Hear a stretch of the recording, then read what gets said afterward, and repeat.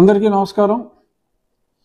ఈరోజు సాక్షి పేపర్లో మనం చూస్తే వాలంటీర్లను ఎటువంటి సేవలకు ఉపయోగించరాదు అని మరి good governance forum, citizens forum వాళ్ళ అభ్యర్థన మేరకు ఎలక్షన్ కమిషన్ ఈ వాలంటీర్లను పక్కన పెట్టండి, వాళ్ళ సెల్ ఫోన్లు తీసుకుని సిమ్ముల్ని సెపరేట్ చేసేసి ఆ సిమ్ముల్ని మీ దగ్గర పెట్టుకోండి, వాళ్ళు ఈ ఎలక్షన్ అయ్యేదాకా ఎటువంటి పనులు చేయకూడదు అన్నారు.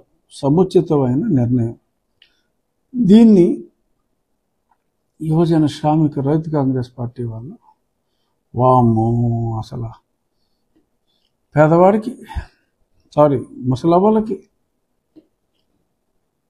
1వ తారీఖు ఉదయం అంటే ఇవాళ పాప వాళ్ళు ఇవ్వలేకపోయారట, ఇవ్వలేకపోతున్నాం, లేట్ అవుతుంది, సడన్గా ఈ డేషన్ వచ్చింది. అబ్బా అవ్వా,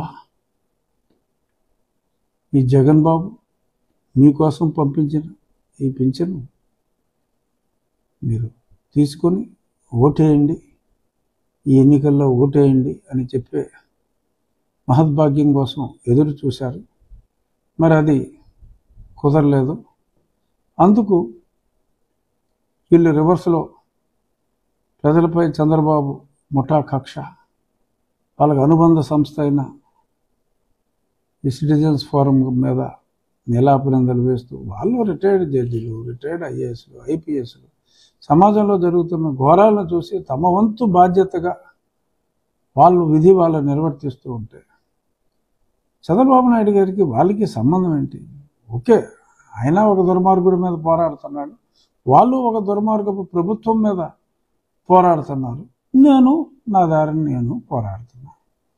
సో అంత మాత్రం చేత ప్రభుత్వం మీద పోరాడే వాళ్ళందరూ చంద్రబాబు నాయుడు గారి మనుషులే అంటే అదొక డిస్టింక్ట్ ఆర్గనైజేషన్. అది మాజీ జడ్జి, హైకోర్టు జడ్జిలు ఉన్నారు, ఐఏఎస్లు, రిటైర్డ్ చీఫ్ సెక్రటరీ, ఎంతోమంది ఉన్నారు. కానీ అదే గోల, ఎంతసేపు పక్కోడి మీద పడి ఏడవటం. ఏమైంది ఇప్పుడు? ఈ వాలంటీర్ వెళ్ళి డబ్బులు ఇవ్వకపోతే ఏమైంది? నానా రక్కస్ చేస్తున్నారు. అందుకని ఆదివారం అయినప్పటికీ కూడా నేను ఈరోజు రచ్చబండ పెట్టాల్సి వచ్చింది. ఇప్పుడు ప్రతి గ్రామంలో ఒక గ్రామ సచివాలయం ఉంది. ఆ గ్రామ సచివాలయంలో ఆల్మోస్ట్ పని పాట లేకుండా 11 మంది సచివాలయం స్టాఫ్ ఉన్నారు. ఏమీ పని లేదు వాళ్ళకి ఉన్నారు. ఆ సచివాలయం స్టాఫ్కి అప్పచెప్పోయా జగన్మోహన్ రెడ్డి, ఆ సచివాలయం స్టాఫ్ అప్పచెప్పు, లేదా సజ్జల రామకృష్ణారెడ్డి ఎదబస్సోది చెప్తే నీ సాక్షిలో నువ్వు రాస్తే ఖండించేవాడే లేడనుకున్నావా? వాలంటీర్ వ్యవస్థను ఖండించడానికి పార్టీలకు దమ్ము ధైర్యం ఉండకపోవచ్చు, నాకుంది, ఒక ఇండివిజువల్గా నాకుంది ఆ దమ్ము, ఆ ధైర్యం. ఏమవుతుంది? వాలంటీర్ ఇవ్వకపోతే గతంలో చంద్రబాబు నాయుడు గారు పెన్షన్ ఇవ్వలేదా? ఎంత సక్రమంగా ఇచ్చారు. ఇప్పుడు గ్రామ సచివాలయం స్టాఫ్ ఒక గ్రామానికి 11 మంది ఉన్నారు. ఎంతమంది ఉంటారు ఒక గ్రామంలో పింఛన్దారులు? అలాగే ఒక పట్టణం ఉందంటే వాటికి వార్డు సచివాలయం ఉంది. ఎంతమందికి నువ్వు ఇచ్చేది? 40 లక్షల మందికి బహుశా నువ్వు ఇస్తూ ఉండుంటావు. మరి 1,00,000 మంది స్టాఫ్ ఉన్నారు, 1,25,000 మంది స్టాఫ్ ఉన్నారు సచివాలయాల్లో, పెద్దగా పని లేకుండా. ఒక మనిషి 40 మందికి ఇవ్వలేడా? ఒక రోజులో వెళ్ళలేడా? ఏంటంటే తొక్కలో లెక్కలు నాకు అర్థం కాదు.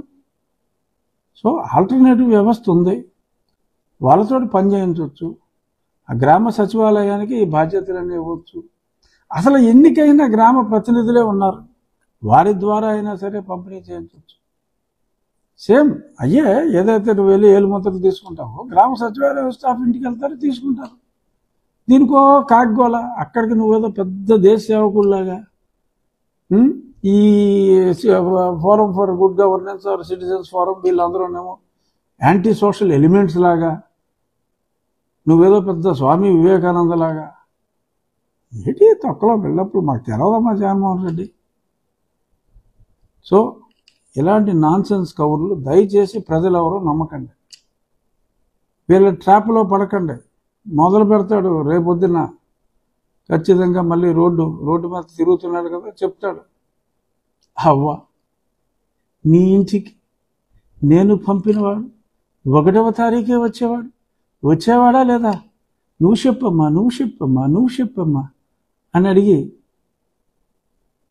మోసం అన్యాయం అని చెప్పి అరిపించాలని చూస్తున్నావు. Jagan, no, use alternate staff who are not having much work and almost sitting idle.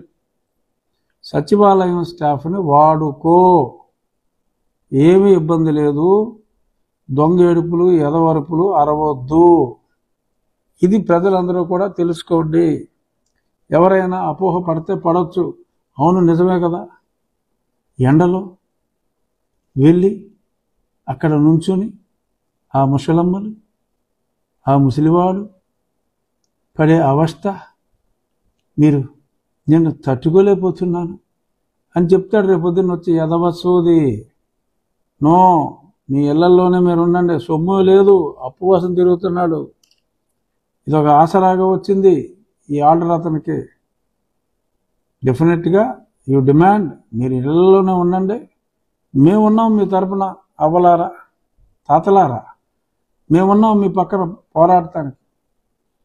Telugu Desam ఉంది, జనసేన ఉంది, ఏ పార్టీలోనూ ఇంకా ఎవ్వడో నన్ను చేర్చుకోని వ్యక్తిగా నేనున్నా, మీకోసం నేనున్నా. ఎందుకంటే అందరూ చెప్తున్నారు కదా మా పార్టీలో చేరలేదు. ఎందుకు చేరలేదు తర్వాత చెప్తా.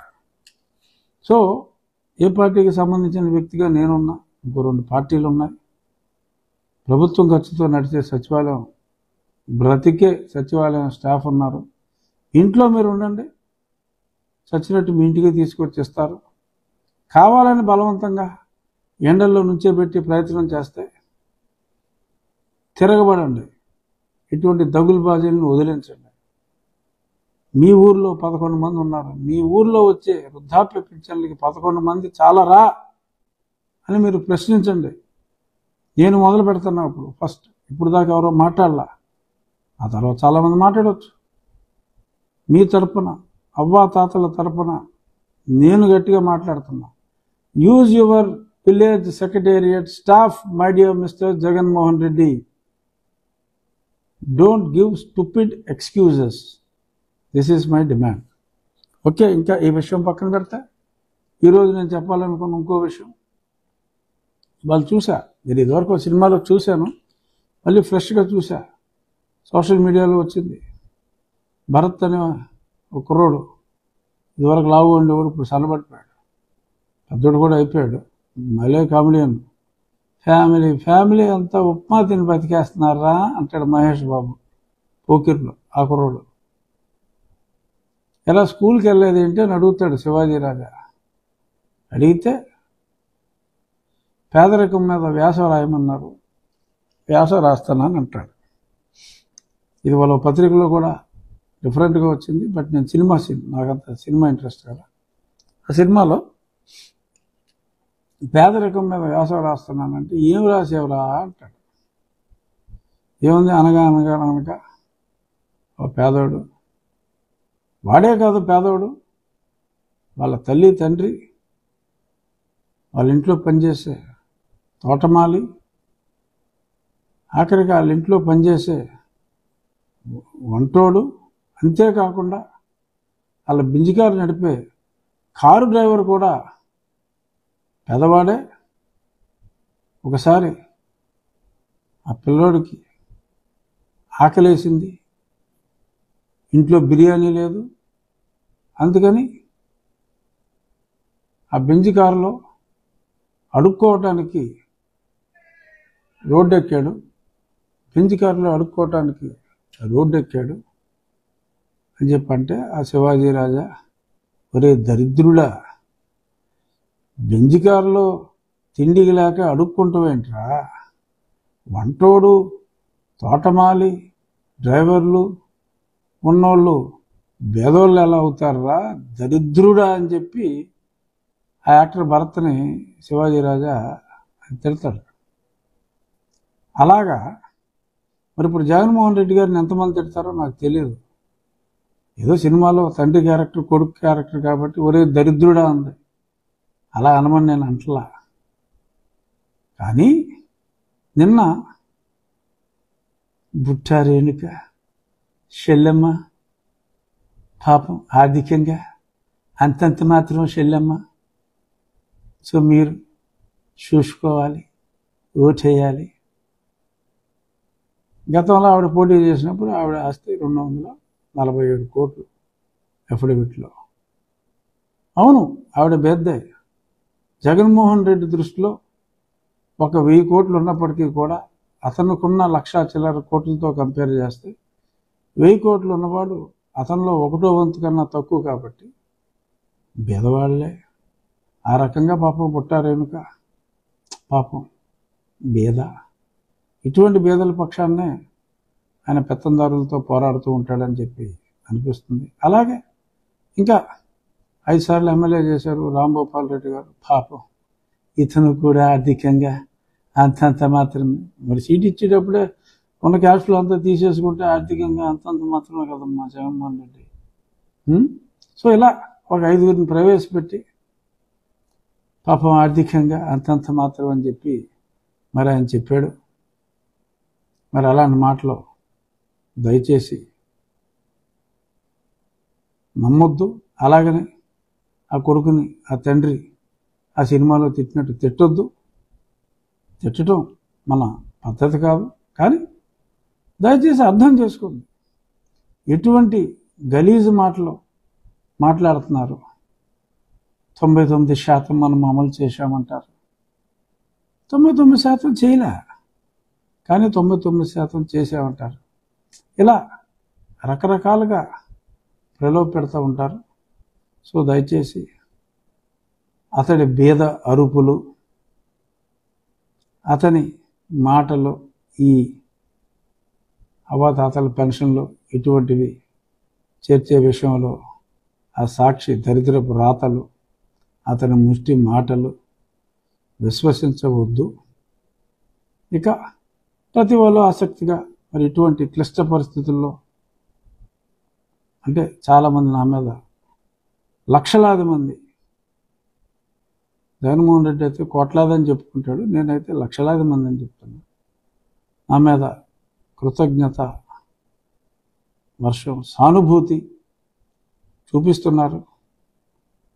తప్పకుండా నాకు నిన్న మొన్న టీవీలో కూడా చూసా, కూటమి చర్చిస్తుంది, కూటమి నాకు న్యాయం చేస్తుంది అని నేను చూశాను. అంతకుమించి నాకు సమాచారం లేనప్పటికీ అందరిలాగానే నేను కూడా టీవీల్లో చూసా, కొన్ని పేపర్లో కూడా చూశాను.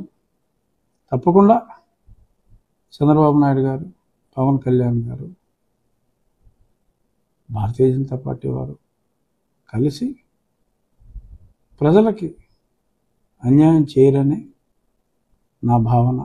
డెఫినెట్గా ప్రజాస్వామ్యంలో ప్రజల దీవెనలు చాలా ఇంపార్టెంట్. ఆ ప్రజల దీవెనలు నాకున్నాయి కాబట్టి ఖచ్చితంగా త్వరలో 1-2 రోజుల్లో మరి న్యాయం జరుగుతుందని టీవీలో వచ్చింది. న్యాయం జరుగుతుందనే ఆశాభావంలో నేను కూడా ఉన్నాను. ఎందుకంటే 4 సంవత్సరాలుగా ఈ పనికిమాలిన ప్రభుత్వం మీద, కొందరు పనికిమాలిన వ్యక్తుల మీద తొలిగా పోరాటం ప్రారంభించిన వ్యక్తిగా, మరి అప్పటి నుంచి కూడా దారుణంగా బాధించబడ్డ వ్యక్తిగా, మరి ఆ కేసుల పరంపరలో రేపు సుప్రీంకోర్టులో కూడా మ్యాటర్ వస్తుంది. ఏమవుతుందో చూద్దాం. తప్పకుండా నాకు పార్టీలు న్యాయం చేస్తాయి. నాకు అండగా మీరందరూ కూడా తమ సంపూర్ణ సానుభూతితో కూడిన మద్దతు ప్రకటించిన వారందరికీ నా హృదయపూర్వక నమస్కారాలు. కోర్టులో ఏమైందో రేపు మాట్లాడుకుందాం. Thank you.